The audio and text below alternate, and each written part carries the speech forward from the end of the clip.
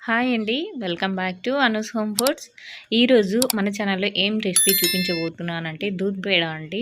దీనికోసము first ఒక half cup వేడి పాలు తీసుకొని అందులో సాఫ్రన్ వేసి నానబెట్టుకోవాలన్నమాట. ఆ తర్వాత ప్యాన్ తీసుకొని 1 కప్పు పాలు యాడ్ చేసి అలాగే మనం సాఫ్రన్ కలిపి పెట్టుకున్నాం కదండీ! ఆ పాలు కూడా వేసి మరిగించుకోవాలి.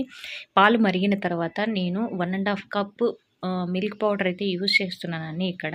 ఫస్ట్ 1 కప్ ఏసి బాగా మిక్స్ చేసుకుంటున్నాను. ఆ తర్వాత ఇదంతా బాగా మిక్స్ అయిన తర్వాత ఇంకొక హాఫ్ కప్ యాడ్ చేస్తున్నాను. ఈ యాడ్ చేసిన పాల పౌడర్‌ని అంతటిని కూడా బాగా మిక్స్ చేసుకోవాలి. ఇలా ఇక్కడ చూపిస్తున్నా కదా! లో ఫ్లేమ్‌లోనే బాగా ఉడికించుకోవాలన్నమాట.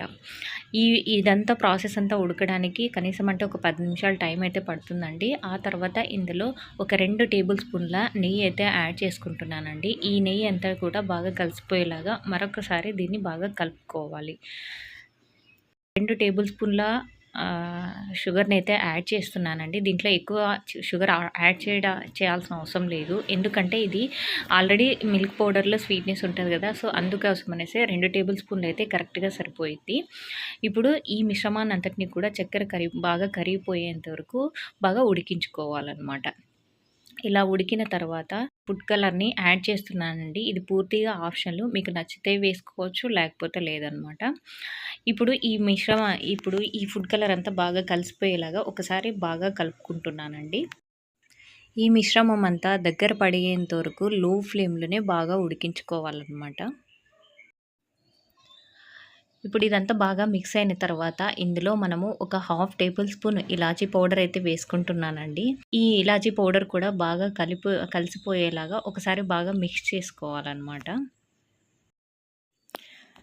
ఈ పిండి ముద్ద ఎప్పుడైతే ప్యాన్ నుండి సపరేట్ అవుతుందో అప్పుడు మనకు రెడీ అయిపోయినట్టండి. అలాగే ఇప్పుడు ఇక్కడ చూపిస్తున్నాం కదా! ఈ విధంగా ఒక చిన్న ఉండ తీసుకొని చేతిలో పట్టుకొని చూస్తే అది చేతికి అంటుకోకుండా నీట్‌గా వస్తుంది షేపు అని అంటే ఇది మనకు రెడీ అయిపోయినట్టే అనమాట.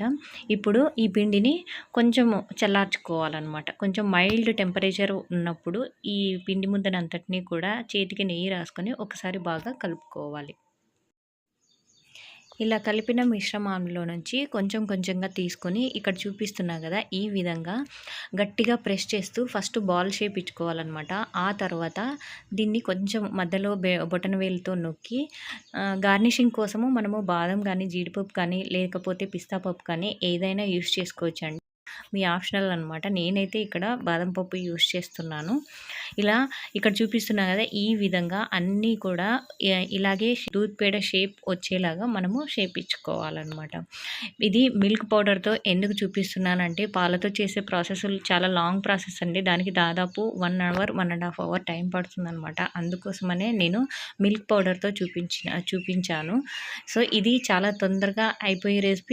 అందులోనూ టేస్ట్ ఏమాత్రం డిఫరెన్స్ ఉండదు. చాలా టేస్టీగా ఉంటాయన్నమాట. అంతేనండి, ఎంతో టేస్టీగా ఉండే దూద్ పేడ రెసిపీ రెడీ అయిపోయింది. అన్నట్టు చెప్పడం మర్చిపోయాను. లైక్ చేయడం మాత్రం మర్చిపోవద్దండి. సబ్స్క్రైబ్ చేసుకోండి. Have a nice day. Thanks for watching.